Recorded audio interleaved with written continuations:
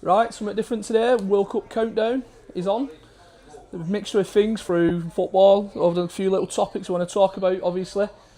But we'll start off firstly with Bolton Wanderers season.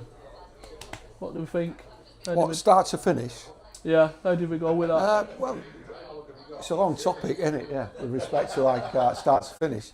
Well, there's always expectation and there's always a demand from the supporters, and I think it probably took Shuey a little bit by surprise when he first came in last season. And there was high expectations, especially with some of the recruitment. If you look at Force from Middlesbrough, for example, we got Burstow in, didn't we? We got Cozier Dubray in, Simmons, Arahan, and there was big things expected. I don't think it quite materialised in the early part of the season as everyone expected. I think top two was everybody's aim. I think Shuey's mentioned it more than once, too many draws. But in a nutshell, they got the job done. Promotion, which they've been searching for 5 years. I think the signings were the big ones for me. Bringing Dalby in, big hitter. Yeah. He started a bit slow, obviously. Well, he was injured. When he was signed, he was injured. So it's difficult, you see, as a manager. You sign a player, he's not 100% fit to do pre-season, but you want him. Yeah. But you're always concerned, will he catch up? When's he going to catch up? Because straight away there's a massive demand. Like I say, Bolton Wanderers manager, Bolton Wanderers player, you have to hit the ground running. And unfortunately, he was injured, so we didn't really quite see the best of him. But I thought in the early part of the season, Burstow was brilliant. Yeah. I thought Conway started the season really well. I thought his passing from deep onto Burstow's runs was absolutely superb. And obviously, Cozier Dubray was electric, won it straight from the word goal. I think bringing a player like Dalby, I think he was just like a bit of a figure, like a Kevin Davies kind of player, target man. What was really good for us with the players around him, especially with Dewsbury out wide, or did he play through the middle, etc. But I think some of the players we signed, especially that Simmons, I think he hit the ground running very well at first. I thought he had a good couple of games in the beginning of the season. I think the bit of the slower start, what kind of messes up a little bit at the beginning of the season, especially we've never had as much draws in history, have we, at Wanderers? What were it, 16, 17 draws in the season? So it's a lot of draws, but what they did do, they got the job done. There was a little stutter, wasn't there, at the turn of the new year. I think they got beat at Doncaster away, and he left Sharman Lowe out, didn't he? Yeah. And there was a couple of other players you could see were really unhappy about not playing on a regular basis. I thought Shuey handled that brilliant. I think from that point onwards, he really become the boss, and some of the signings in January, you look at Corey Blackett-Taylor, for example, Kenny, two big signings, Rodriguez. I mean, if you look at the way the season finished, Rodriguez's relationship with Dalby was just growing and growing and growing, and with Kenny. I think when Dalby came on the pitch at Wembley, Rodriguez dropped into that central midfield alongside Sheehan. He started playing the passes round the corner into Dalby. He really trusts Dalby, and I think that's a really good partnership in the making, those two, because Rodriguez would probably play as a 10, but with Dalby, I think he's a brilliant target man striker, and he's somebody who will strike a chord with the Bolton supporters, because, like we said, we've mentioned Kevin Davies, Bolton supporters, they want that type of striker on the pitch. I think with the 15 new players signing, it's tough to get them going, and it's everyone to gel. It doesn't happen overnight, and we've seen that. And then once we picked that little bit of form up, we got that confidence, we got that team. But like you said it before, I don't think he knew his strongest team, did he? Especially back end of the season, it was like swap and change. He kept changing his midfield around a little bit. He kept going, his number 9, sorry. He dropped Burstow to the bench. He had a bit of a rubbish run, didn't he? And then he started well, but then obviously with a bit of pressure with Dalby, he kind of dropped out of favour for me. But I think back end of the season he did all right. I think the turning point was when he scored that penalty when he came on as a sub and we won at home. Oh, come on, I think we're in Huddersfield away. What about that header? 90th minute header. Oh yeah, there's that the equaliser, and then Cozier Dubray won it, didn't he? Yeah, there is that one. What was good about Shuey as well over the course of the whole season, when there was a little bit of pressure on him, he got the results. Yeah. The problem is being manager of Bolton, the pressure, it keeps rolling. You've got to relieve it. If you don't relieve the pressure with the result, and he did that just at that point where he might have been put under a little bit of pressure, he got that result. He got it at Huddersfield, remember, in the early part of the season, they hadn't won away from home, and he kept doing that. That was a turning point of the season, I think, and so was that one we beat Wigan away as well. Yeah, that kind of put big us win into that promotion role. Because up until that point, Bolton weren't winning away from home as well, were they? You know, I think they got beat Northampton away, they got beat Port Vale as well. Port Vale away, they got beat at Burton away. So, you know, he got it right at the right time, especially in the playoffs. But, you know, there's a lot of people suggesting that the pressure's off now. They got promoted. I think the pressure is even bigger now because that demand. You know, as we were walking out of Wembley with Jack, we were bumping into supporters, and you see all the video footage of Sharon and Sharon's boys dancing. We're going to do a double. We're going to roll over. We're going to get promoted again. And everyone we bumped into, they reckon back-to-back promotions. We're on our way. Trust me, the Championship is a different animal. Yeah. Physically, you know, football players, style, etc., etc. I think Shuey mentioned it when he come from Stoke. He said you'd play against the Championship side now, he said, and within the space of 90 minutes, the opposition changed the shape 3 or 4 times, and the substitutions that they make big impacts.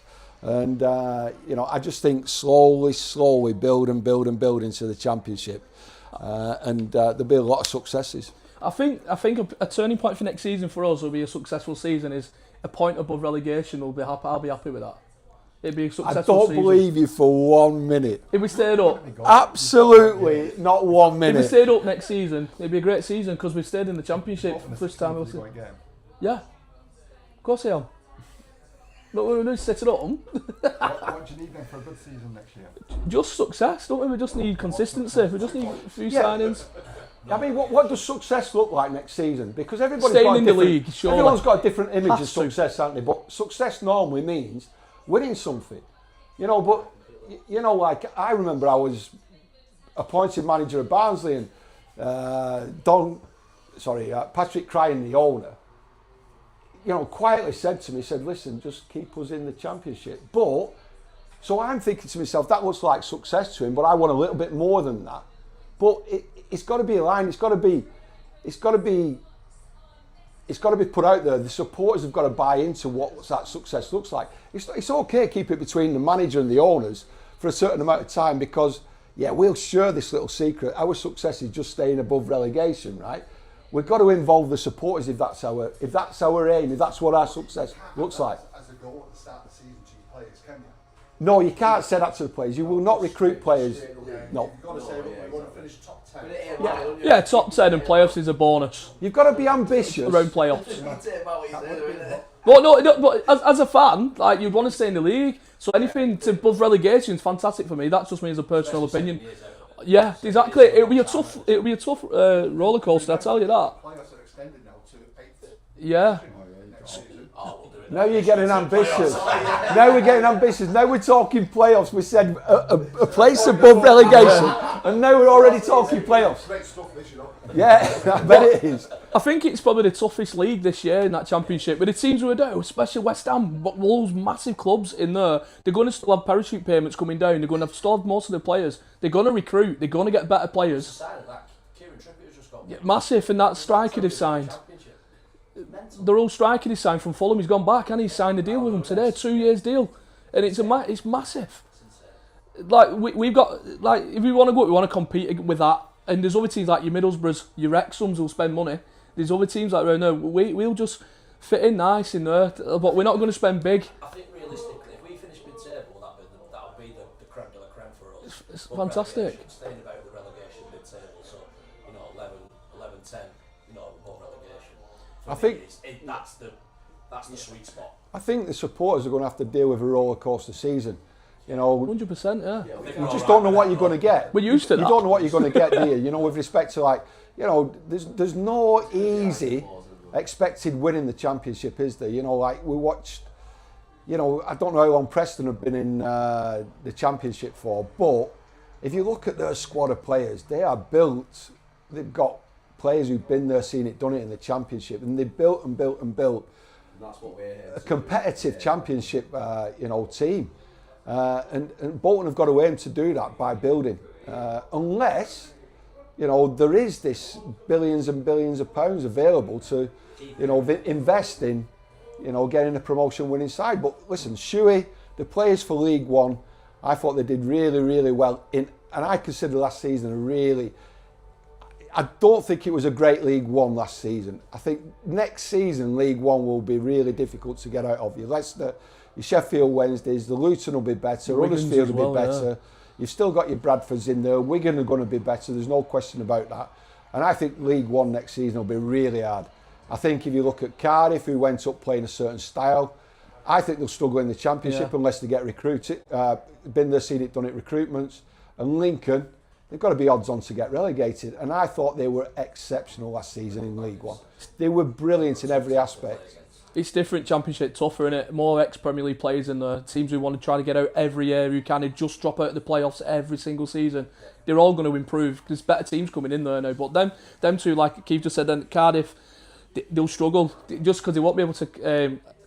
With the level of how good that is, especially Leicester's gone down, massive that, innit? It's a League One from a Premier League side to League One in 10 years. 10 years ago. In 10 years, though, like, it's massive. There's other teams like Rotherham's have gone down and big teams, aren't they? Teams like that. Sheffield Wednesday will come bouncing back up. They'll be up there, playoffs with Wolves, West Ham. So it'll be very tough this season. Sorry, no, Sheffield have gone down, aren't they? Yeah, never mind. They were up there with Leicester, weren't they? They'll be battling with Leicester, sorry. They've got a good enough squad and they're good enough to get back out of that league. And there's no points deduction, is there, either for them? No, I don't think so. No fair play league either from with signing players. It's the poor League One. If you come out of the top 6 of the teams that have dropped down and the remainders like Bradfords and what Keith said then, the rest of them, it's a gulf.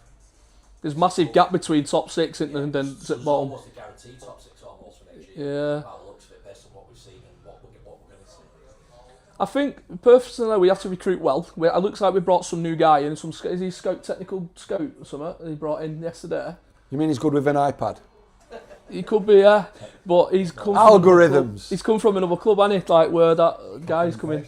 Where's he come from then? Where that guy's coming. Further back, has he brought him in? Yeah, that guy who come in, that recruitment guy, he's brought him in from his old club. Standard Liège, is it? Something. But I think we've got to recruit well. I think the players we've got rid of is Johnson, great signing for Luton. They're another big team who'll do really well. I forgot about them. We've got rid of, is it Atutu, whatever he's called? I think he's got Charlton. That's a big signing. He's a very good player. But he's obviously got hands in pies where he wants to sign now to get rid of them kind of players. But Johnson were a Championship player anyway, so there's no big loss. I think, yeah, Dempsey isn't a big loss. He's a good League One player, don't get me wrong, but he's not a Championship player. It's a shame, really, but we've got to recruit well. We've got to sort the back 4 out, or 5, whatever he wants to play. Need a new goalkeeper who can play in the Championship, who's quite good standard. Even the talks of Ramsdale, seeing them on Twitter, like Ramsdale linked with Bolton and stuff. What a signing that could be if we get him. Start again back at Bolton. Yeah, do you know what I mean? So it's massive. It's massive. It's just recruitment. We have to recruit well this year to have a good chance of staying in that league and obviously competing at the top with all the better teams than we are at the minute. But I think they'll be right, especially bringing this new guy in. I think we're going to go out after a Croatian centre midfielder, was it? A Serbian midfielder who Lincoln want as well.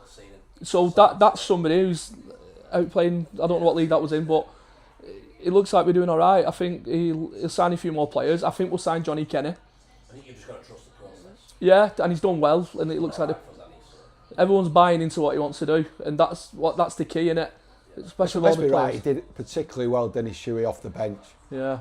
His in-game decision-making as a coach was absolutely superb, even at Wembley. You know, you got to a point where they went 2-1 up at Wembley, and he really went for the jugular, didn't he? He went like 4-2-4 basically. Yeah. You know, he had Burstow and Dolby, he had Sissoko and Kozia Dubre, and he had 2 midfield players who were both really, I mean, Sheehan, he's not a defensive midfield player, is he? And Rodriguez. So for that next 5-10 minutes, he had that 4-2-4 and he really went for it. You know, they got the 3rd goal, then he changed it again and they got the penalty late on, didn't they? Which was brilliant. You know, he does want to attack. You know, but again, we're going up a different league now. Defensively, Definitely. we need to be stronger next season, especially when them aerial battles, especially against teams like your Storks, your Watfords. They score goals off set pieces like that kind of team. Yeah, it's the most physical league. They did improve, didn't they, defensively from the season before, and he said that. But I just think the amount of goals that they conceded, you know, I think if you're going to, you know, automatic promotion, you need at least 20 clean sheets, 18, 20, 22 clean sheets. 100%. They didn't. I don't think they quite got that. I think there were games where they could have like competed for second place with Cardiff. if they had won the 1-0ers instead of drawing one each or drawing two each. 100%. You know, and that's where like some of them draws, you know, if you turn them into wins last season, they could have got closer to Cardiff, but they just didn't quite manage it, and they didn't manage to put the pressure on Cardiff. But it'll be interesting to see because, you know, managers, and obviously you try and stick to a certain style, and it'll be interesting to see if they're adjustable to going up into that next league. I think, in personally though, I think if that goal would have stood as well, what Stockport got disallowed, I reckon it would have been a completely different game. That I think they would have been tails against legs for us. And I think it could have been a completely different game because they would have been up for it there then, especially scoring without that goal being disallowed. Completely different game that. But luckily, we got away with that one for that foul on Johnson. Hey, VAR. It's massive, isn't it? Crazy, really. Is it in the Championship that next season? No, I don't think it is. They Like. voted against it, didn't they? Did they? I'm sure they did. It might not be a bad thing for us, all that. But Or was it the start of this season, maybe? Don't have to vote again. Should we go on Rochdale? Yep. Yeah, Rochdale had a great season, didn't they? You know, in the National League. I think they got 106 points, finished second. York obviously won the title, but they got it done at Wembley. And The last game of the season against York. yeah, one each. Bad scenes that, wasn't it? It was crazy, really, wasn't it? You know, When you're over 100 points and you're not being promoted yet, Started off over 100 points. crazy. Yeah, though, didn't it, as well, with In Wrexham. one way, you could blame the fans for Is the it, pitch because that added extra minutes on and giving York a chance to equalise. it did, and they stopped focusing the players, though, didn't they? I think like there was so much celebration that they forgot to finish the game. You know, and that allowed York to just, you know, attack down that left-hand side of the pitch. And I think everybody in the stadium must have thought that they got the job done. It was their time. But they responded brilliantly because it could have been a bigger psychological knock, couldn't it? You know, but they did it. They got the job done, obviously, you know, to win at Wembley. And I thought that, I wouldn't say they were lucky at Wembley, but I didn't think they were better of the two sides. I just think that they got the goals at the right time, and obviously it came down to penalties. They won a penalty shootout. But it's brilliant to see them back in the league. You know, they're a team again who nearly went out of business, and within 3 years they're back in the Football League, and hopefully they can build again. It kind of confirms it should be 2 up from the National League, shouldn't it? Well, what's the second time in, 3 years? Yeah, 4 years. me personally, I think that the National League, they have to be aligned with the EFL. You know, because at the minute, it's a virtually an open transfer window, like until the last Thursday in March, and I think that does support teams win money, and it supports teams.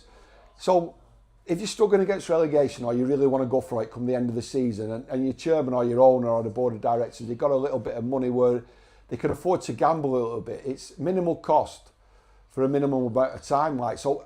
I think if they align themselves with the EFL, financially align themselves, and the rule changes where the closed windows, you know, it should be 2 up, 2 down automatically. I would even go, 3 up, 3 down. I just think that all the lines have got to be, all the leagues, they've got to be realigned. It's got to be more competitive. There's too many League Two sides who are sleepwalking just above the relegation zone, and you know they've got to really make it more competitive. And again, I think if the National League start talking openly about addressing certain issues with and bringing themselves in line with the EFL, I think that 3 up, 3 down, I think that'd be really exciting for the National League and for the EFL. But it's like everything, you know, it's the EFL clubs who vote on whether it's 3 up or 3 down or 2 up, 2 down. So realistically, if you're always finishing in that, you know, bottom half of the table, and realistically you could be in that bottom 2, 3, you're not going to vote for it, are you? So it's a difficult one, but if you're getting 106 points, you're either a great side or it's a poor league.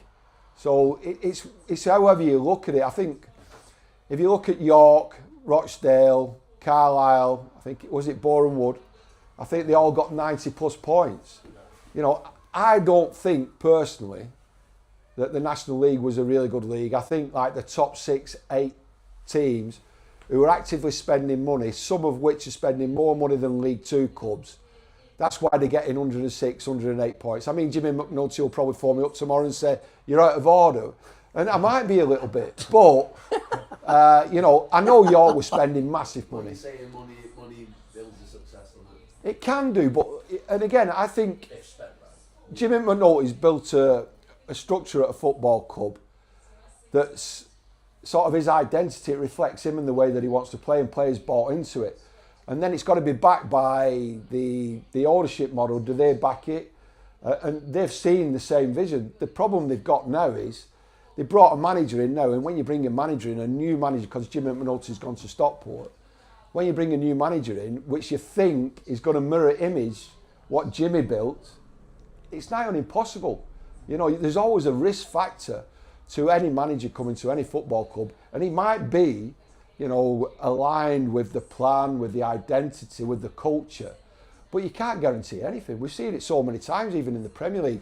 I mean, you know, Chelsea, for example, how many managers have they had thinking that they matched the style of what the ownership want, and within 2 seasons, I think they've had 5 managers. Do you think they'll struggle though now, Rochdale? I don't think they will. I think they've made an appointment quickly. I think there's a similar recruitment model to a lot of clubs now when they buy into an identity, a style of play, where I think there's a board who do the recruitment. So I think they'll already have like players who they're intending to recruit, and it'll be passed by the manager who's just come in. But apparently they play with a certain style, same identity, same culture. But it's always a risk when you're appointing a new manager. It's a big jump though, isn't it, from Rochdale to Stockport, especially within a couple of seasons get promoted. It is a big step up, isn't it? For Jimmy, Mike? For Jim. Good Yeah. side as well, isn't they? They're a good side. There's big expectation at Stockport, but traditionally or historically, they're not a championship side, are they, Stockport? No. They're not, are they? No. I mean, Jim Gannon was one of the most successful managers there. I don't think Stockport was in the championship when Jim Gannon was there. I don't think they've been in the championship for a long, long time.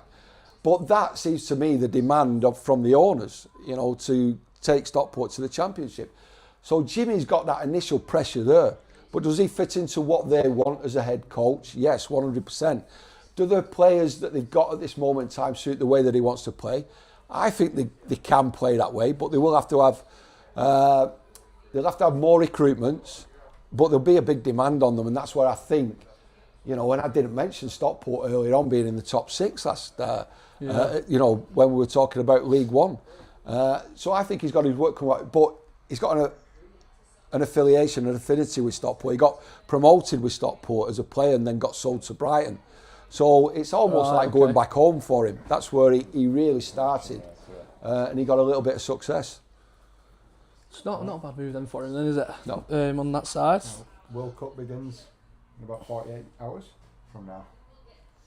Yeah, Mexico and South Africa will be playing in 48 hours, so what are we thinking? Where's it located? The game itself, The World Cup? Mexico, USA, Canada. Well, I think Mexico will be playing in Mexico if it's the first game, won't it? I don't think they'll be allowed to travel to the USA, will they? Oh, right. Except for the final. Where have you been for the past 6 months? Do you have social media or something? Oh, here we go. Ask a silly question. What you reckon in the new iPhone you've got. new? iPhone that I can't even access.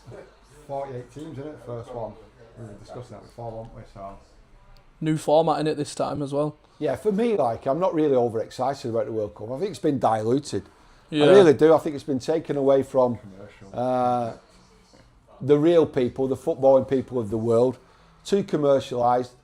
You know, 48 teams in a World Cup. I mean, if you look at the groups, there's 12 groups in there. 12 groups. Games. How many games? 104. 104 games. Yeah, there's an extra round, isn't there, as well, with the teams finishing third, and it's crazy. Yeah.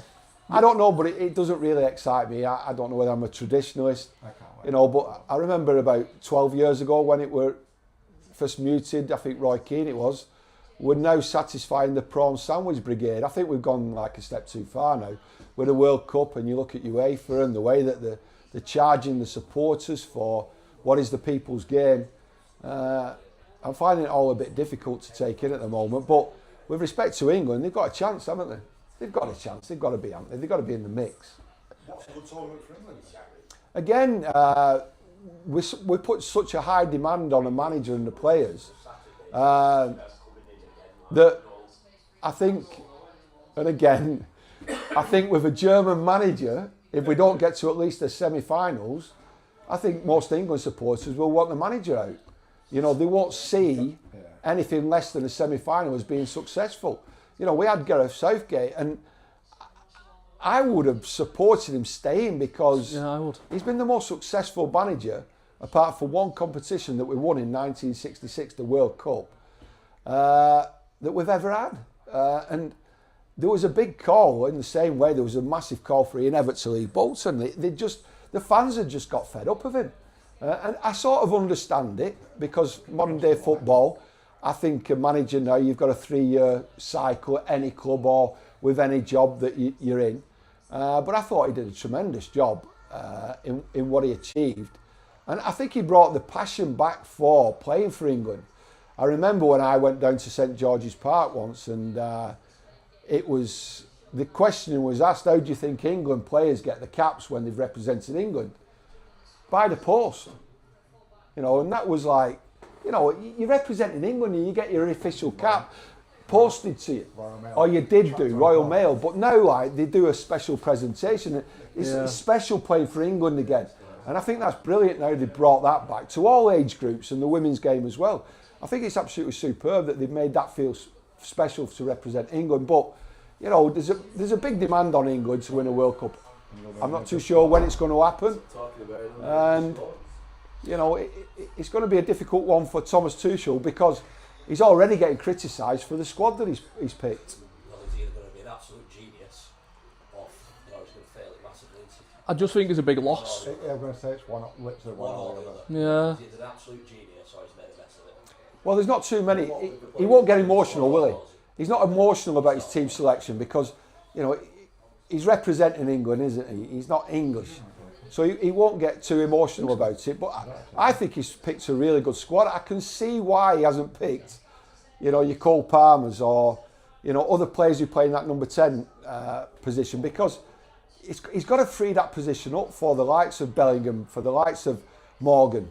And realistically, I can see why he's taken Tony. I think he's explained why he's took Tony, because he's a good substitute, he's a different option, he's a target man option, he's great with penalties. I think it's a big loss for Southgate, mate. I think England have messed up there, getting rid of Southgate. I don't think this Tommy Tuchel will do well, mate. I'm just looking at the squad. Just the squad, disappointing with some of the players he's left out. Certain managers can only take a team so far, just to get over that line. They need a fresh impetus, a fresh voice, a different style. Yeah, of course he's a tournament manager though, isn't he? And that's what we want. The fact though, Southgate only gets so far. I think it was like Solskjaer at United. He just hit a wall every time he got to a final. Well, Ranieri at Chelsea, wasn't he? And then Mourinho came in and took him over for the first time. He is a great manager, I think though. you're right, though, with what you said there. You made a relevant point there, and it's critical. Like in modern day football, you get a different voice. Players get fed up now of hearing the same voice. They need, you know, changes. They do. There's no question about that. You know, we live in a society where everyone wants quick fixes. They want different voices, and you know, as a manager, I think you've got a 3-year life expectancy now, I think, at a club, and then the clever ones, they move on. You know what I mean? They wait before, like, they get sacked. Now it's less than 3 years, isn't it? Yeah. I mean, Sir Alex Ferguson were brilliant in how he managed his career at Manchester United, because what he did, instead of the players getting fed up of his voice, he started getting new assistant managers. So he started getting new head coaches to help him. And he was brilliant at getting rid of one of the biggest players, wasn't he? To make everybody think, wow, you know, like, got rid of Paul Ince, got rid of Roy Keane, got rid of David Beckham. Yeah, you know, and he wasn't afraid to make those massive decisions. But I think he was really clever in the way that he kept changing the voices and the message up by changing his assistant managers on a regular basis. I thought he was brilliant at that. What do you think of the team? When he's talked to England? Well, for me, the players that are missed out are not necessarily going to start. So I know the impact players in that, but who do you think's really missed out? Like, who are we missing from? Maguire. Maguire?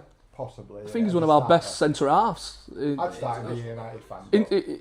You can rely on him because he scores goals for us in tournaments, and that's what we want, and that's what we'll lack because his aerial in here is very good. Maguire is missed out.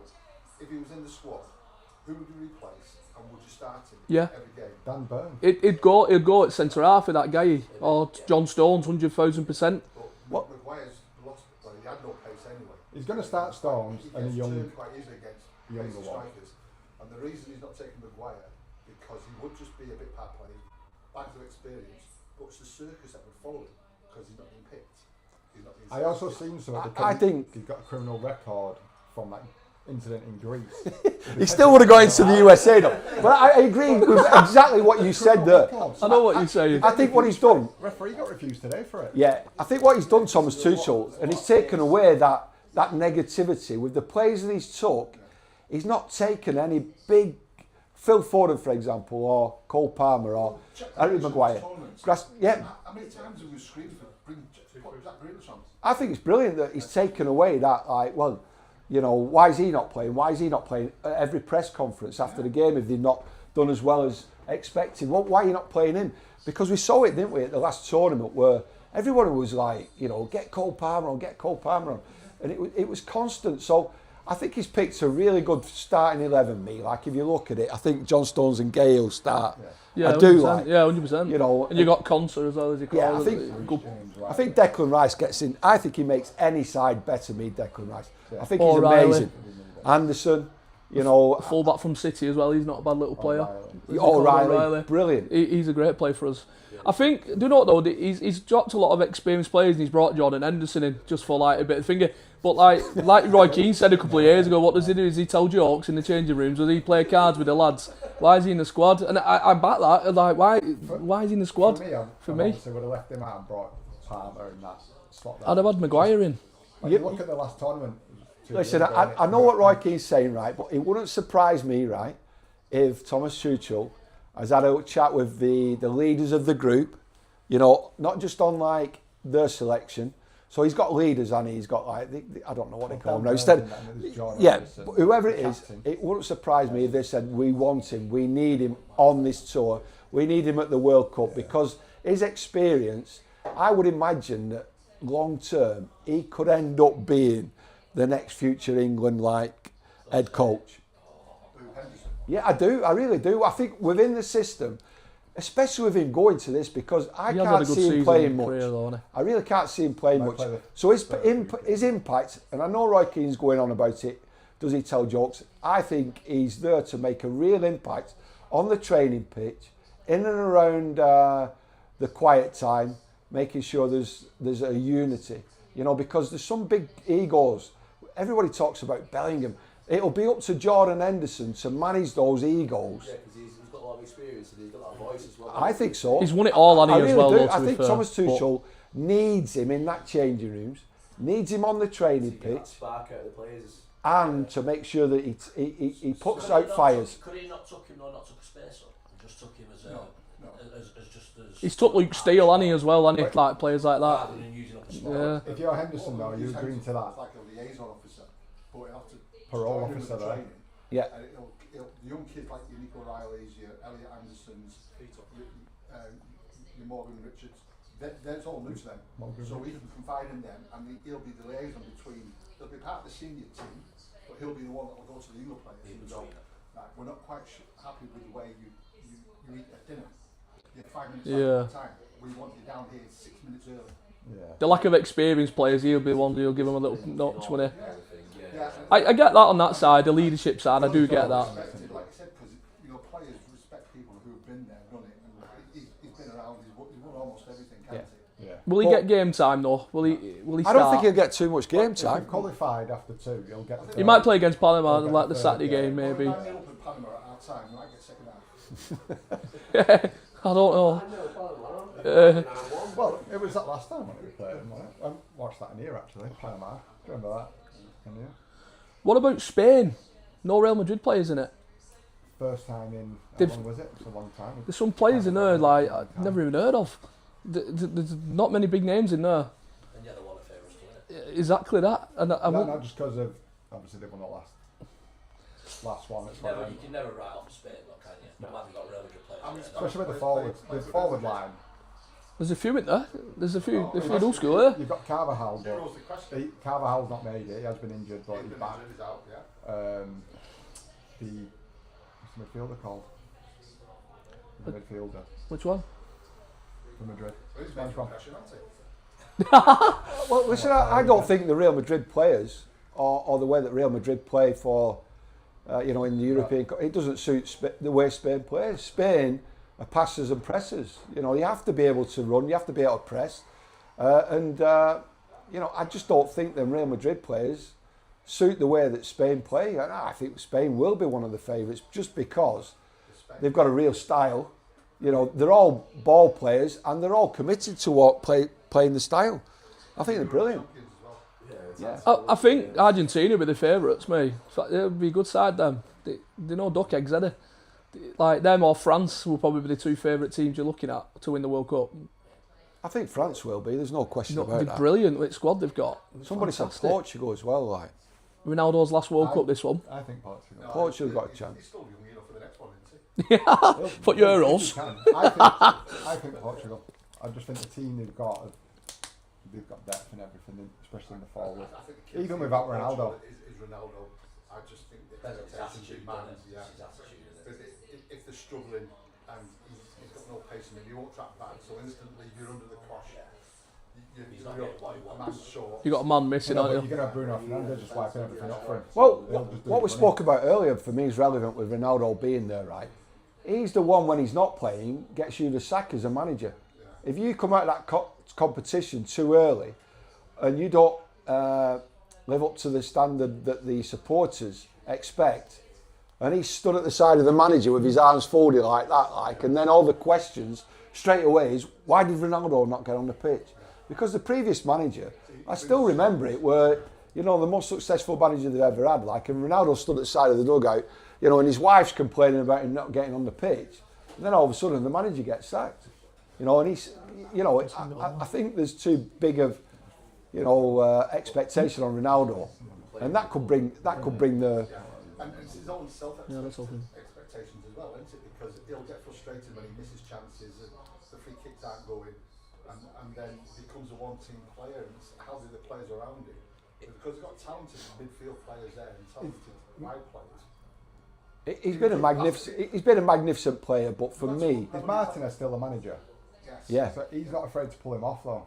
So I think if he's going to start him regardless, and then he'll pull him off after 60, 70 if he does feel like Doesn't it. matter what level you play football at. If you're constantly making runs forward, finding space, and you're not getting that ball, what do you do? Well, yeah, it's the worst thing, isn't it?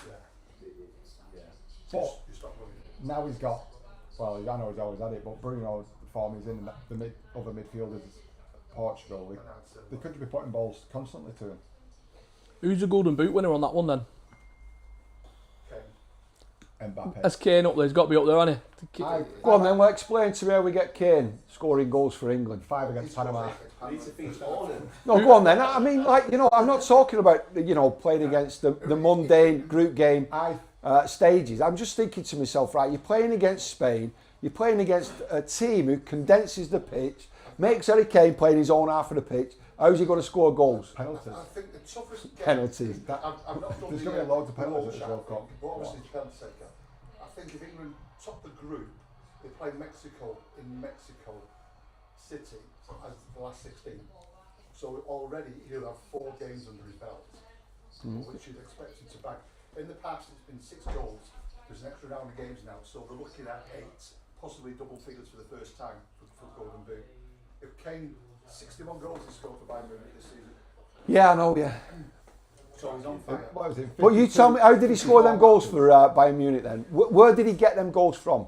I watched him play quite a lot for Bayern Munich. And he was almost dropping into midfield on a regular basis, being a number 10 instead of being a number 9 target man, running in behind. He was surrounded with pace in wide areas of the pitch and in central areas of the pitch, surrounded with it, pace and passes. So he was almost like, he has, but are they prepared to make the same runs as the wide players did do for Bayern Munich? Well, I don't For me, know. that comes down to I think he's a brilliant player, Harry Kane. I really do. But can he play as a mainline number 9 striker now? All depends. Will Tuchel want him dropping in? If he does, who's going to run beyond him into that space? Yeah. Who's going at 10, You'll innit? have Rashford and Saka at the B, they should be running. Richards, isn't it? Or Bellingham, if that will work well. Yeah, but then yeah. if he's taking up the space where if Elliot Anderson plays as an 8 and Rice as a 6, then you've got too many players crowded there. So it might be, his instruction there might be for England, look, we want you a bit higher on the pitch, in between the goalposts, in between the penalty area. We'll get the ball out wide, might play Rashford on the right, or Riley on the left. Sorry. Yeah, it's got to be right. And you just peel Right, off, they'll play left. walk into the box, we'll get the crosses in. You're playing against Ghana and Panama, you've got to really be on the front foot. Yeah, If he stays up top as that target, then he has a strong chance of. I get that. I get that 100% right. But once we get to the knockout stages, you're playing against a different animal again there.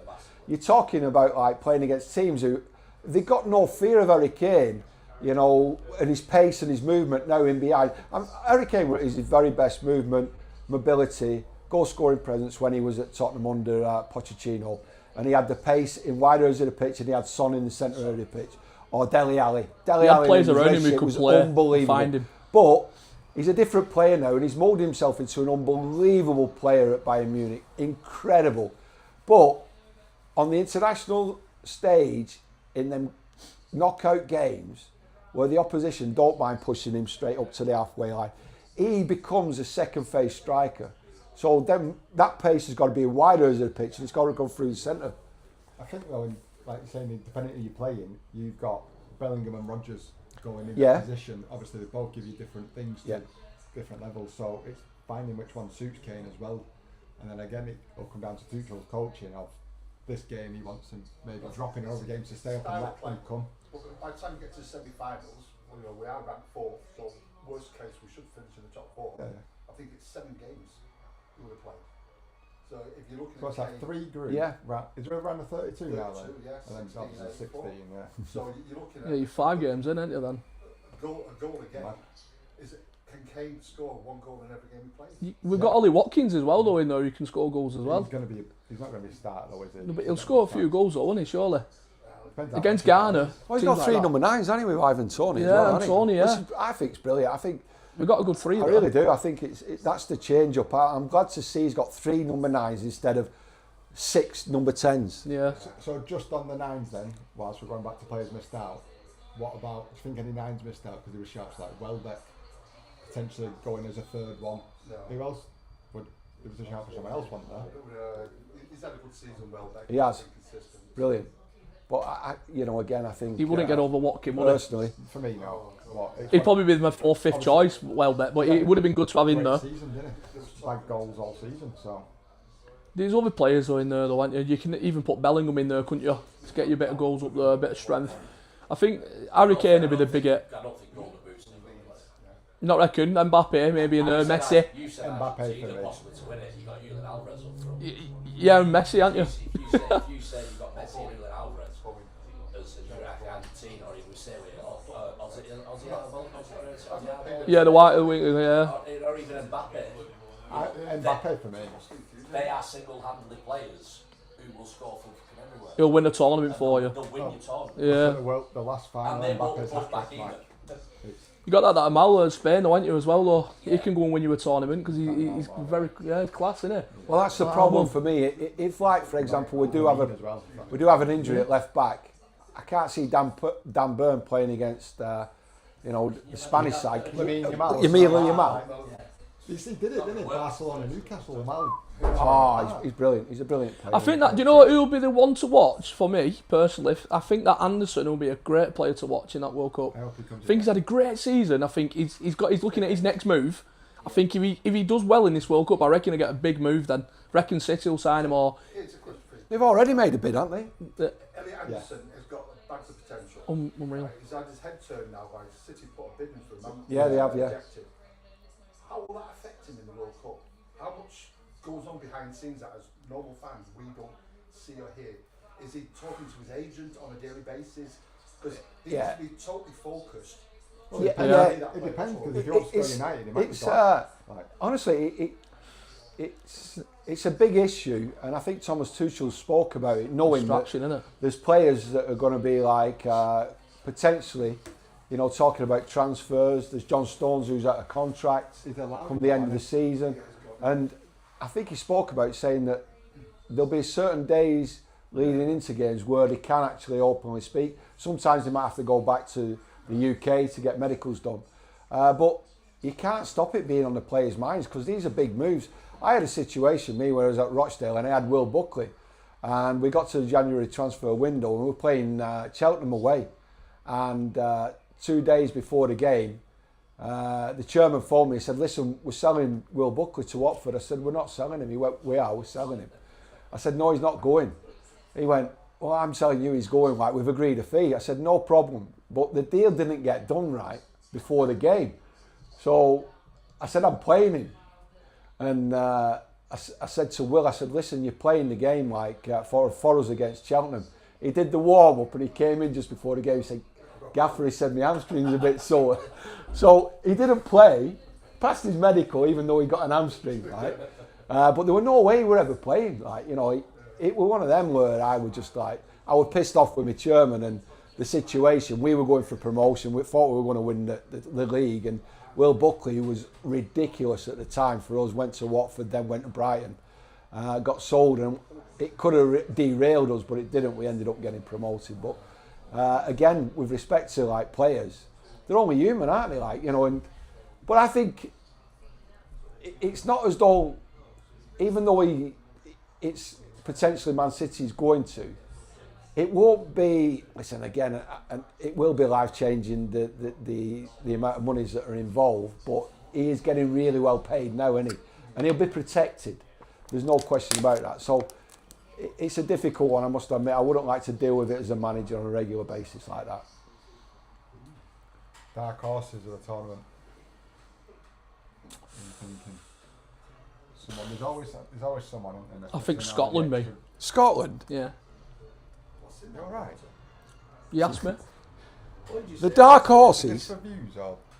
No, I think Scotland might have a good World Cup, mate. They've not been in for years. They might just sort of make everyone shocked. Well, look, Wales did. Haiti, Morocco, You've Brazil. shocked us both. It's just something to look at, innit? Yeah, They've just won 2 friendlies, haven't they? I get what you're saying. Against nothing much. On strong form. You just never know, do you? Listen, if Your Hollands as well might be a dark if you can horse. stop Belgium and Holland arguing amongst themselves, you know, then they've got the ability to put a real good run together and achieve something. But they always tend to fall out with each other, don't they? You know, they never quite turn up for a tournament, and you know they've got. I just some said that for John McGinley, that, by the way. Yeah. Hope he's watching. Get it from McGinley, that one. Do you think someone like Haaland Norway. himself could influence the full Do you think he team? could take that? Do you think he could take Norway into Yeah. the depths of the tournament? That's what I'm He asking. could. What do you reckon? They play totally different to Man City. He's a different player, isn't he? Massively different. Different player. He scores 4 or 5 goals, doesn't he? Like with 4 goals. Listen, you know, he doesn't get as much of the ball as he should do at Man City. And I think somebody said to me the other week, like, that he wouldn't score goals playing for Rochdale. He'd score more goals playing for Rochdale than he would do for Man City, because they probably suit the way that he plays more. And I know it's difficult for, you know, I think he wants more of the ball. I think he wants Man City to be more direct. I think if he went and played for Real Madrid, the way that they play, you know, I think it'd suit him. But he's a goal scorer, isn't he? He's an influencer. And you can't write them off with him having been in the side, can you? What do you think of that president coming out saying that about Haaland? They've forced something, haven't they, about signing For Haaland? me, well, I'll bring Haaland to The Real Madrid president. It's yeah. mad. So Norway Is it- plays Senegal, France and Denmark. See, that's not a bad group, that. It sounds like the group of death, that one, doesn't it? It's not a bad group, that. Wow. You can't say that with Christian Eriksen, that story. What he's I don't know, you got Haaland in there, mate. He beats anybody, that lad. Like you say, he'll pick up a few goals and then goals turn into points. You just never know, do you? Who's the team who's going out with no points then? Scotland. Scotland. Scotland are going through. I'd have to have a look at the groups properly. It's got to be there's got to be someone like. Pronounced Kukra or Kakao. Yeah. Are they in Spain's group or something? They got a tough I've group. seen a picture. I've never heard of the country. I'll be honest. Like, Because there are a lot of these new nations that have been chucked in to increase the tournament are the ones that would probably never qualify anyway. They've just done it because there's available space almost. 80. 80. You've got Haiti, New Zealand as the bottom two, haven't you? Like ranked. New Zealand, I think, are the lowest ranked team, aren't they? Yeah. And then Haiti are just above them. How's Chris Woods never played for England? New Zealand. Yeah, I know, I'm joking, mate. I'm joking. Who's going to win the Premier League next season? Oh, easy They've that changed one. the Next topic. question. What's that? Easy that answer. United, without a doubt.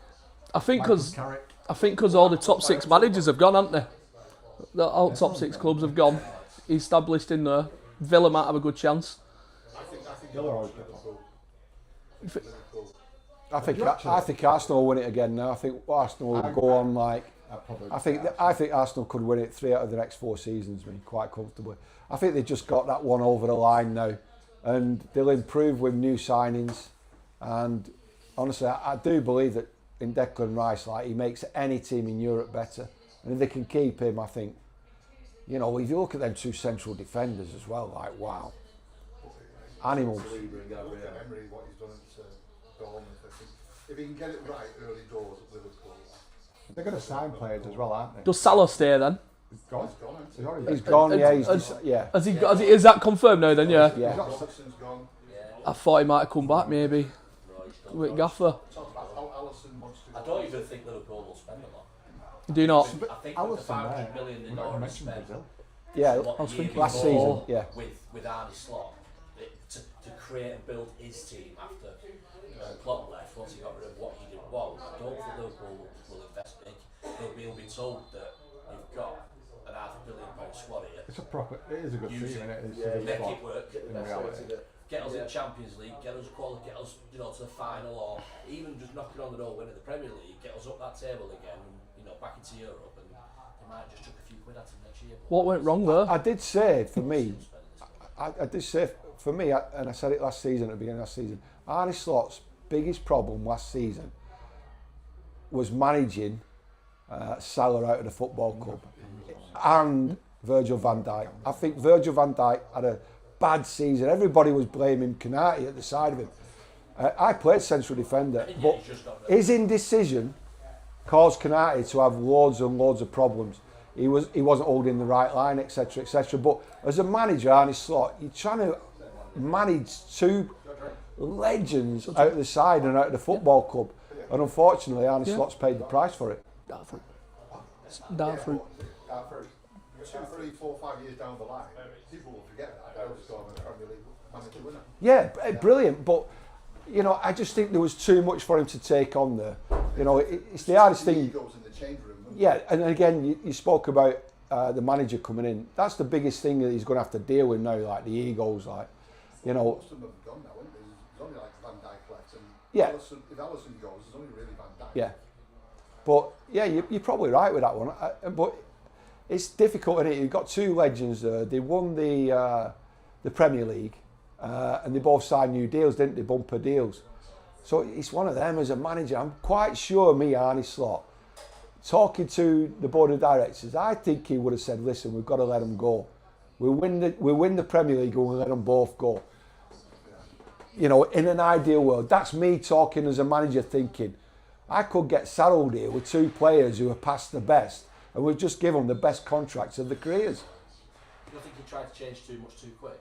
If you look at where Jurgen Klopp and the team he left just won the Premier League, and then you've got Arne Slot that won the Premier League in his first year, and it was a phenomenal, but it was pretty much Jurgen's footprint, blueprint, if you like, and then all of a sudden, all that money gets spent, it's almost a new line-up, new formation, new everything, and it falls to pieces very fast. Was it just, too much too quick for Arne Slot? I think, going back to what Keith said, about half an hour ago about Ronaldo, players get managers sacked. Yeah. And because Mo Salah wasn't played with a month, He got upset over it. he got upset over Cheers, it, thank and then players will stick with players. Yeah, and to be honest, inside that changing rooms, when you've got them egos like they have, and there's a build-up against the manager and they're not happy, and we saw it 1 or 2 times, didn't we? We saw like there was, the cameras focus on Salah being on the bench, rather than the players on the pitch, and then there's, and Sky Sports, they're brilliant at doing it, aren't they? They're brilliant at making it even worse the scenario as it unfolds. What do we think on Chelsea with Alonso? I think he'll be good, mate. What's going to go right there, or is it going to go pear-shaped? Got to go right after 5 months, isn't it? He's got a team of young players. They've got a transfer ban as well. Develop. They get- He's got the squad on it. He's got the squad now. He can develop them players. He's not got egos. I don't think Chelsea's got an identity anymore. But is he? I think he could put one on. Like Too many managers changed around, but Rossini was a bad move. Yeah, Very bad. that was the worst one, wasn't it? with the amount of players, Rossini there's was probably very 10 much a downgrade new for what faces. Chelsea can attract. He just didn't have it, did he? Didn't have the dressing room for that, especially with the players he's got there. You could just, he was very negative as well. Going back to the characters, you've got some strong characters in that Chelsea who World Cup winner, expect aren't to be competing, and for whatever reason, aren't. And, you've seen it at the clubs, you've seen it at United in the past 2 seasons. Top players, for some reason, how can one manager not get a song, and he leaves, and another manager comes in and gets a full-on disco from the players? You know, it's just. Well, he says that new manager, but I think that's slightly different there, isn't it? But yeah, I don't know. I think Chelsea probably one to watch. I think Chelsea will do well. I just think it'll be a mad league, especially with all the top teams getting new managers, mate. Yeah, to be honest, right, Alonso's a coach, right? Yeah. He's a coach. He's a brilliant, brilliant coach, right?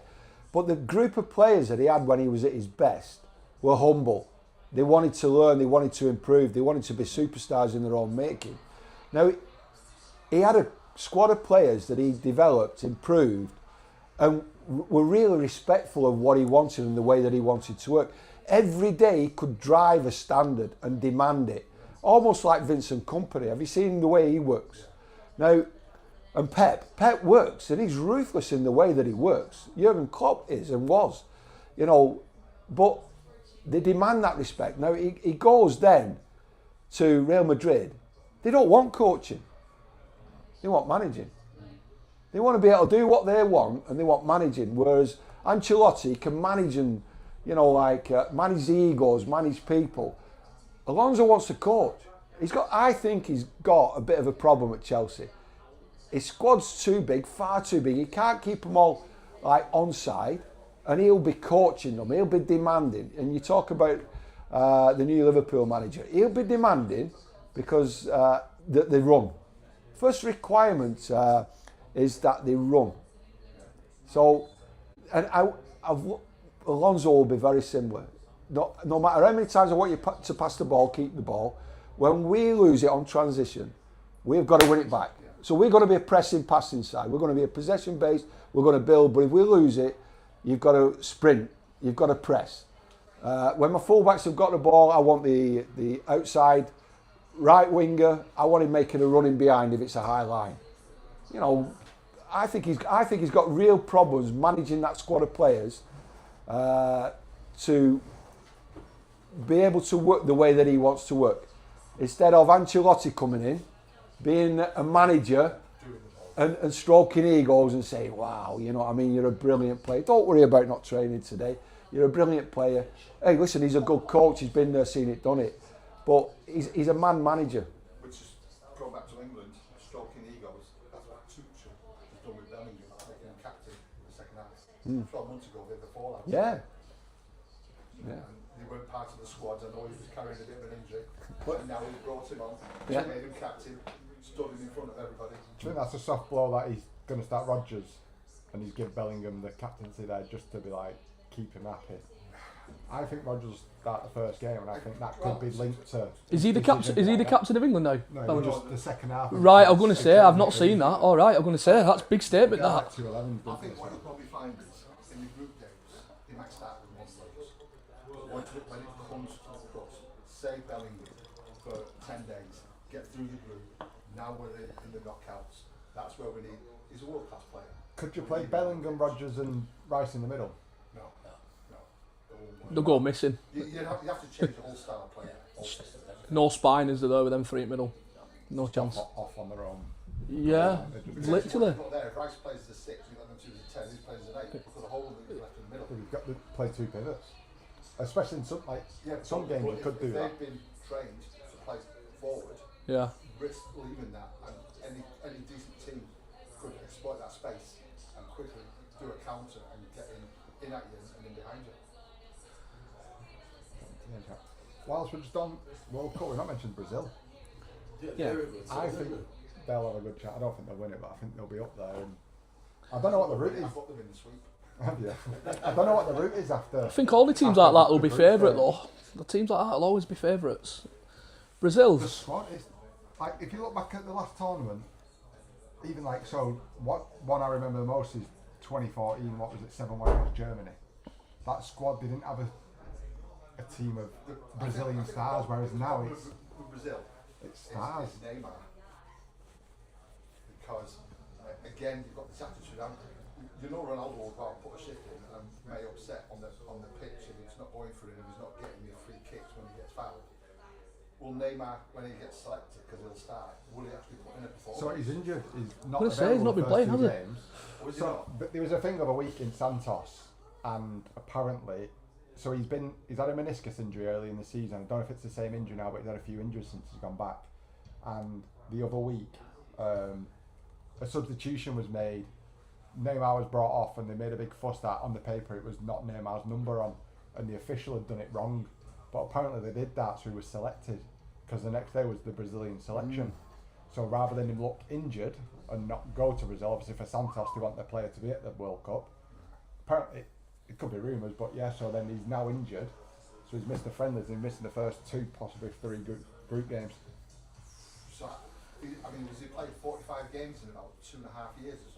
Yeah, he's not playing many, has he? Since he's turned Yeah, like 30, he's been injured, bro. Yeah, so when you get into the last 32, last 16, and you're putting your talisman on and putting all that pressure on, I don't think he fits in the team though, around the players you've got there, because you've got Rafinha will start, you've got Cunha. I was watching the highlights against Egypt, and I forgot the. Douglas Luiz, he's Brazil, isn't he? I don't think he's there though, is he? Oh, yeah. And then they had I can't remember who it was now. A West Ham player, Paquetá was playing for them. I thought it was a bit mad. I didn't realise he were in squad. Alisson in there. They've got a good chance, haven't they? They got Vinny Junior. So Vinny Juniors. the beauty of this World Cup is you've got no idea. yeah, When we had 32 teams, I think the Euros back in the day were at 8 teams, I think it was 2 groups of 4, then went to 16. What? World Cups were like 16 or 20. here's a question for everyone. If I hope I remember it right. How many teams were in the first World Cup? Something like 8, I think. In Sweden, 52. Anyone? That's Keith who's there. Keep playing. 13 teams. What a quiz of it, 13? 13. I don't know how they figured it out. How did that work? It was 19, what was it, 1940? How many games were there? 3? The final. Honestly, I did a World Cup quiz over there working on that. Was it not 52 the first World Cup in Sweden? Or Uruguay? Was that the first World Cup, that? No, because Uruguay won it, and then I seen it, I thought I didn't beat that many teams, that's why they won it. So it was 1930. I think the excitement and buzz will come back when we get to knockout stages. There, look, 1930, 13 teams. Finishing third, Yeah. chance of qualifying for knockouts, it kind of loses some of its panache, doesn't it? What were you saying about the number of teams? I said 8. So there was, in 1930 it was 13, and then from 34 to 78 it was 16, with a few exceptions where fewer teams competed due to withdrawals. From 82 to 94 it was 24 teams, and then from 98 to the last one, 32 teams, and obviously now it's, so it's always gone up over the years, yeah. But when you had the 24 teams, that was like the top The 24 proper, countries, yeah. and that's where you got some great games. Who's going to be relegated next season in Premier League? No, Who's going to be relegated from the Premier League? Who's going down next season in the Premier League? Who's the bottom 3? I'm just focused on World Cup, mate, I'll be honest. What's that? I'm just ready for the World Cup, mate. I'm not even thinking about the season yet. No.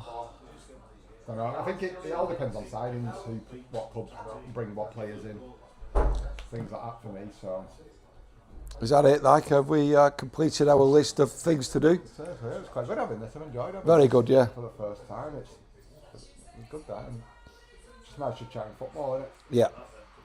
And a few little guests, just Beautiful. little watchers. So Nice, that. Good. yeah. Right, Cheers, boys. Yeah, thank you. Cheers.